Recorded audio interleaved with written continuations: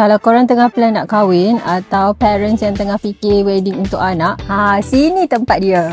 Jomlah pergi Expo Perkahwinan Melayu terbesar di Malaysia 3 hingga 5 Julai 2026 di PICC Putrajaya. Ada banyak sangat vendor yang korang boleh pilih dari A sampai Z, semua ada kat sini. Tak payah pergi pusing jauh-jauh dah sebab you datang sini dah settle banyak benda. Dari catering, photo booth, door gift, pakaian, kasut pun you boleh custom made. Ada package pelancongan, lagi ada macam-macam ada dekat sini. Korang kena datang sebab ada harga special untuk korang kalau korang datang dekat event ni. Paling best dekat sini, booth barang kemas pun ada juga. Korang nak pilih cincin untuk kahwin, untuk bertunang, semua ada dekat sini. Murah-murah tau kalau korang datang sini. Lepas tu, kalau korang nak buat catering dekat tempat yang grand, dekat KLCC pun ada juga.